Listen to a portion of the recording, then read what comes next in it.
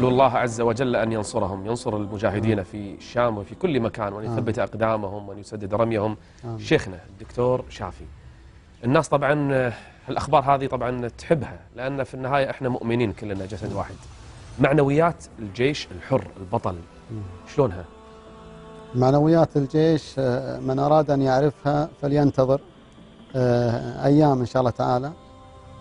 سنحاول، أنا بنفسي سأحاول أن أخرج الأفلام الموجودة في داخل سوريا، أكثر من 300 عملية نوعية للجيش الحر ضد النظام السوري. العملية الواحدة تزيد الإيمان، تشرح الصدر، وتطمئن الناس إلى أن الوضع بأيدي الثوار في الليل، وفي النهار هو للنظام السوري.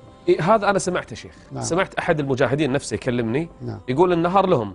نعم. لكن شوف الليل شلون لنا. شلون قصتهم؟ بالليل طبعا النظام السوري لا يقاتل إلا من أجل الدنيا، إما خوفا من الضابط أو من أجل المال. وترجون من الله ما لا يرجون. ما لا يرجون. في المساء ما يخرج حتى أحد الجنود المنشقين يقول أنا لما كنت مع الجيش السوري ما كنت أستطيع أن أقضي حاجتي في الليل. كان الواحد مرتب نفسه لقضاء الحاجة في النهار فقط، خوفا خوفا ورعبا، حتى يقول والله كنا نقضي حاجتنا في داخل الدبابة. الله أكبر. من شدة الرعب، من شدة في قلوبهم الرعب. طيب الشعب السوري ما يشوف أن شلون قاعد يدفن الحي ويحرق الحي ويقتل؟ ما يخافون أيضا الجيش الحر أو الأبطال السوريين؟ الشعب السوري غرس الله سبحانه وتعالى في قلبه الشجاعة من أيام معاوية بن أبي سفيان. كانت الجيوش الصليبية والتتارية والدولة الفاطمية تتحطم في الشام، وبإذن الله سيتحطم النظام العلوي في الشام بإذن الله. جميع الأطماع الشرقية والغربية لن تحقق ما تريد بفضل الله سبحانه وتعالى، ثم بصمود أهل الشام ورباط جيشهم. أنا كنت أول أفكر ليش النبي عليه الصلاة والسلام يقول إذا فسد أهل الشام فلا خير فيكم؟ نعم. خطاب للأمة، إذا فسد أهل الشام فلا خير فيكم أنتم يا أهل المدينة. يعني إيش علاقة صلاح الشام بصلاح الأمة؟ نعم. أهل الشام هم صمام الأمان، إذا صلح أهل الشام صلحت الأمة. يعني مثل مقياس معيار الأمة، إذا هناك صلحوا ترى الأمة كلها راح تصلح. ولذلك الثورة السورية بإذن الله تبارك وتعالى ستحقق آمالها وطموحها، وستنتقل الأمة النوعية بعد سقوط النظام النصيري العلوي نقلة نوعية لا نظير لها. شيخنا، حال كتائب المجاهدين، هل في تنسيق بينهم؟ هل في تآلف بينهم؟ لأن سمعنا عدة جبهات الآن قاعدة تقاتل في سبيل الله.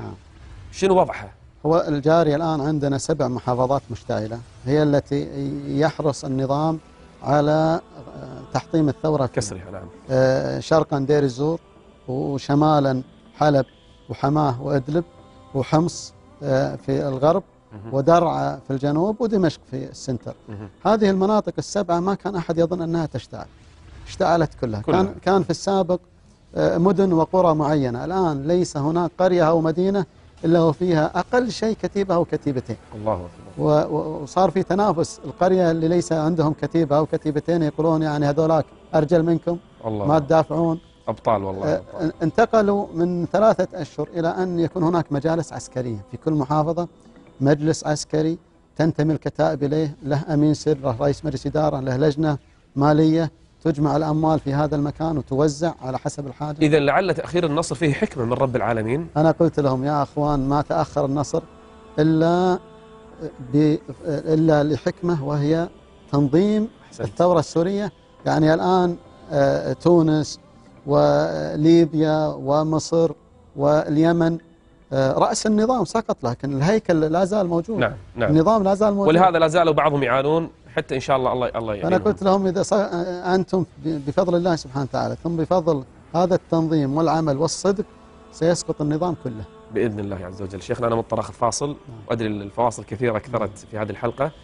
فاصل ونرجع مرة ثانية نبي نوجه رسائل لداخل سوريا أهل الشام، وأيضا لخارج سوريا سواء من المنظمة الدولية أو الأفراد في شعوبنا الإسلامية. خلكم ويانا لكن بعد الفاصل.